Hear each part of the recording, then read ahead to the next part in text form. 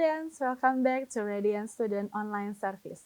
Wow, kita sudah melewati 1 bulan di tahun 2026 ini. Tidak terasa ya, waktu cepat berlalu. Kita nggak bisa mengendalikan waktu supaya berhenti 5 menit aja.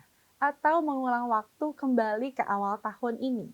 Atau juga pengen waktunya dipercepat, langsung ke liburan kenaikan kelas. Nggak bisa ya. Tapi kita bisa mengendalikan apa yang kita lakukan di waktu yang kita punya. Hari ini kita mau belajar untuk excellent di dalam hal yang bisa kita kontrol atau kita kendalikan. Sebelum itu, mari kita berdoa. Tuhan Yesus, kami berdoa Tuhan hari ini supaya ada tuntunan dari Roh Kudus memberikan kami pengertian apa firman Tuhan-Mu hari ini supaya kami dapat mengerti dan kami mau melakukannya. Ajari setiap kami bentuk hati kami Tuhan. Di dalam nama Tuhan Yesus, haleluya, amin. Teman-teman, pernah nggak kalian main game yang pakai karakter? Contohnya The Sims, Roblox, atau Mobile Legends. Dalam game, biasanya ada karakter yang udah ditentukan dari awal. Latar belakangnya gimana, role-nya apa, atau skill yang karakter itu punya. Banyak hal di awal game yang bukan pilihan kita. Hidup kita mirip seperti game. Ada banyak hal di awal hidup ini yang bukan pilihan kita. Misalnya, kita lahir tahun berapa, warna kulitnya apa, orang tua kita siapa, dan gender kita. Dalam hidup, ada hal yang bisa kita kendalikan dan ada yang tidak. Hal yang tidak bisa kita kendalikan sering disebut orang sebagai nasib atau fate. Pertanyaannya, apakah hidup kita ditentukan oleh nasib? Kalau iya, berarti kita tidak perlu usaha dong, tidak perlu berjuang, cukup pasrah dan punya moto hidup. Ya udahlah, yang penting hidup. Bahkan saya pernah lihat di sosial media yang bilang terserah semesta aja. Waduh, hidupnya malah ditentukan ke semesta, bukan kepada Tuhan. Satu hal yang pasti, firman Tuhan tidak pernah mengatakan bahwa hidup kita ditentukan oleh nasib. Justru, Tuhan memberi kita destiny, tujuan ilahi yang kita kejar bersama Tuhan. Justru Tuhan memberi kita kemampuan untuk berjuang, bukan untuk pasrah dengan nasib. Di Alkitab, ada seorang tokoh yang membuktikan itu, namanya Daniel. Daniel adalah seorang yang dikenal tetap melakukan yang terbaik walaupun kondisi dan keadaan sekitarnya tidak baik. Waktu Daniel masih remaja, nasibnya terlihat tidak bagus. Ia dijajah oleh bangsa lain, bahkan diambil dari rumahnya sendiri, sehingga dia tidak bisa tinggal lagi bersama keluarganya.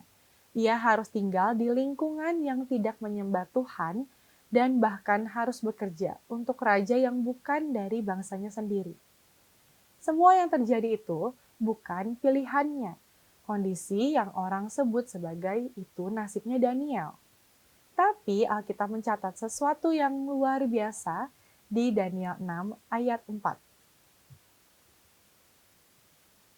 Maka Daniel melebihi para pejabat tinggi dan para wakil raja itu, karena ia, Daniel, mempunyai roh yang luar biasa. Dan raja bermaksud untuk menempatkannya atas seluruh kerajaan. Bayangkan, Daniel ini adalah seorang tawanan, tapi ia hampir jadi orang nomor 2 di kerajaan Persia, karena roh luar biasa yang Daniel punya. Wow, gimana itu bisa terjadi? Apakah karena nasibnya mengatakan yang memang udah harusnya begitu? Tentu tidak. Daniel tidak hidup berdasarkan nasib, tapi ia hidup dengan roh yang excellent. Dan itu adalah pilihan Daniel, bukan karena kebetulan atau karena nasib. Bagaimana sih spirit of excellence itu? Characteristic of the spirit of excellence. Yang pertama, refuse to settle. Kita mau baca di Daniel 1 ayat 8. Daniel berketetapan untuk tidak menajiskan dirinya dengan santapan raja dan dengan anggur yang diminum raja. Dimintanyalah kepada pemimpin pegawai istana itu supaya ia tak usah menajiskan dirinya. Di zaman itu, makanan raja dianggap najis menurut hukum Tuhan karena sudah dipersembahkan kepada berhala sebelum dimakan oleh raja. Nah, makanya saat diberi santapan dan anggur itu, Daniel nggak bilang, emang udah nasibnya, semua juga ditawan, yang disuruh ya jalanin aja, yang dikasih ya makan aja, walaupun nggak sesuai sama prinsip hidup aku. Tidak, Daniel tidak melakukan itu. Saat ditawarkan makanan raja, Daniel tetap menjaga imannya. Padahal, untuk jadi pegawai raja itu nasib bagus kan? Tapi Daniel tidak membiarkan nasib mengendalikan hatinya. Ia tetap memilih untuk taat pada kebenaran. Saint Augustine, seorang tokoh sejarah kekristenan bilang, right is right, even when nobody is doing it. Wrong is wrong, even when everyone is doing it. Kamu memang tidak bisa memilih masa lalu, tapi kamu bisa memilih responmu pada hari ini. Kamu memang tidak bisa memilih keluarganya kayak seperti apa, tapi kamu bisa memilih sikap terhadap keluarga kamu. Kamu memang tidak bisa memilih lingkungan sekitar kamu, tapi kamu bisa pilih integritas bagaimanapun lingkungan kamu. Kamu memang tidak bisa memilih cobaan hidup mau yang gimana, tapi kita bisa memilih untuk tetap percaya kepada Tuhan yang pegang kendali atas hidup kita. Karena nasib bukan penentu, tetapi pilihanmu lah yang menentukan. Yang kedua, konsisten. Spirit of excellence keeps showing up even when you don't feel like it. Daniel bukan hanya sekali melakukan hal yang benar, bukan hanya disiplin saat kondisinya sedang mendukung, tetapi dia melakukannya terus-menerus secara konsisten. Sehingga saat para pejabat lain iri dan berusaha mencari kesalahan Daniel, mereka tidak menemukan apa-apa. Ada ayatnya di Daniel 6 ayat 5. Kemudian, para pejabat tinggi dan wakil raja itu mencari alasan dakwaan terhadap Daniel dalam hal pemerintahan, tetapi mereka tidak mendapat alasan apapun atau sesuatu kesalahan, sebab ia setia dan tidak ada didapati sesuatu kelalaian atau sesuatu kesalahan padanya. Artinya, Daniel bukan hanya baik, tetapi dia juga excellence karena dia konsisten. Bahkan saat situasinya tidak menyenangkan, saat banyak orang iri dan mau menjatuhkan dia.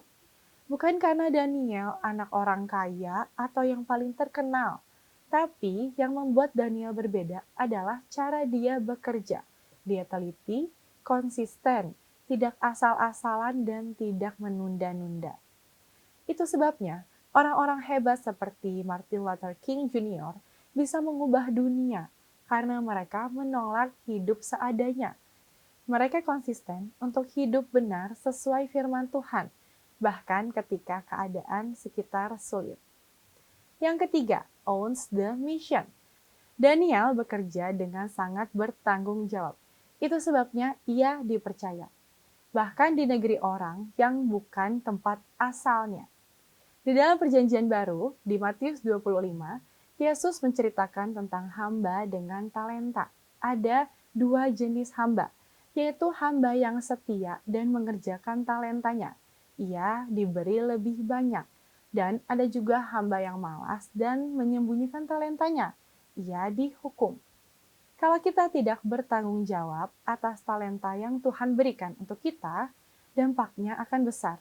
Mungkin tidak langsung terlihat saat itu, tapi lama-lama akan merusak banyak hal.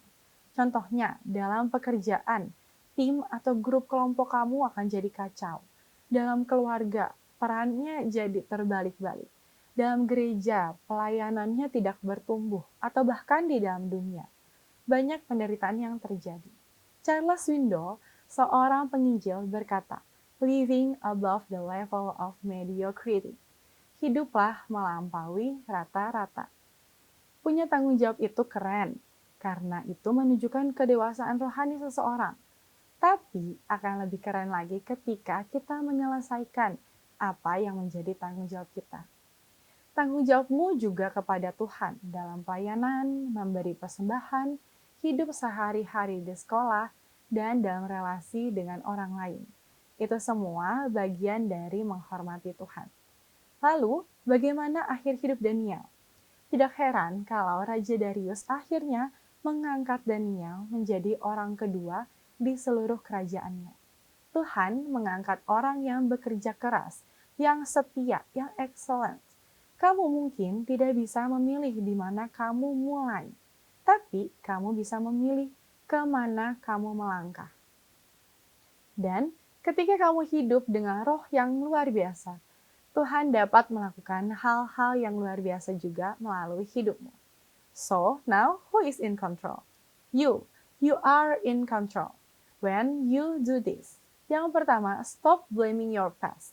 Jangan bilang, aku begini karena udah nasib. Masa lalu bisa mempengaruhi hidup kamu sekarang. Memang benar.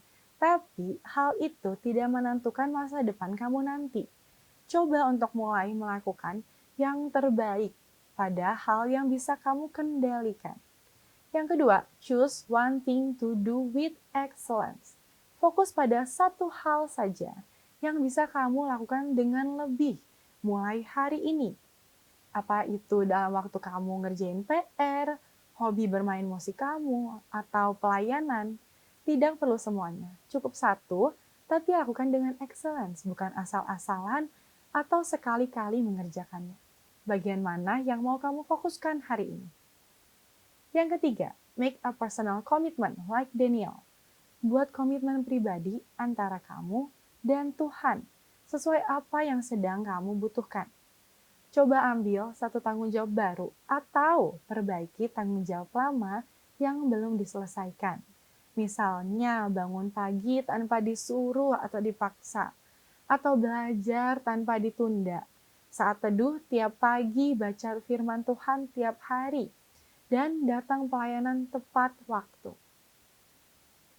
Teman-teman, firman Tuhan hari ini menguatkan kita untuk menjalani hidup bergantung pada Tuhan.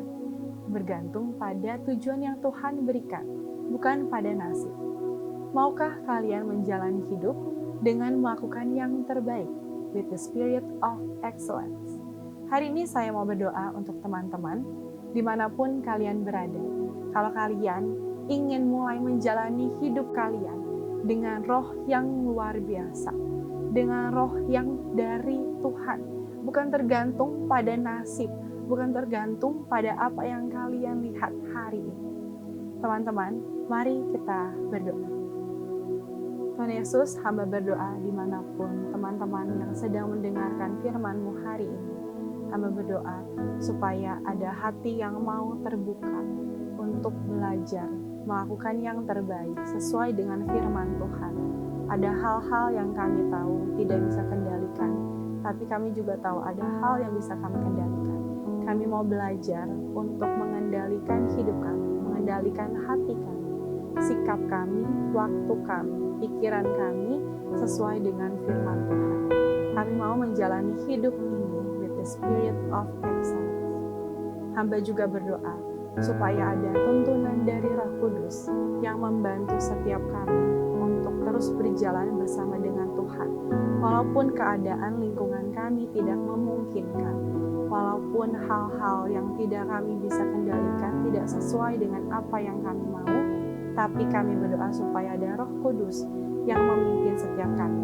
Hari ini kami mau menerima Roh Kudus-Mu yang menguatkan kami, Roh Kudus-Mu yang memampukan kami untuk berjalan dengan roh yang luar biasa.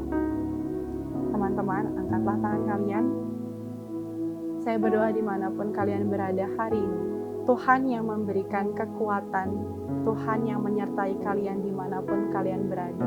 Seperti kata firman Tuhan, orang yang menanti-nantikan Tuhan akan mendapatkan kekuatan yang baru.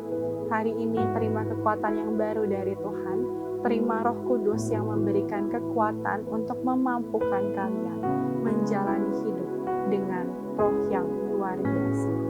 Kami terima berkat-Mu di dalam nama Tuhan Yesus. Haleluya. Amin. Untuk teman-teman yang membutuhkan dukungan doa, kalian boleh scan QR code di bawah ini akan ada teman-teman yang siap melayani dan mendukung doa kalian. Happy weekend and God bless you!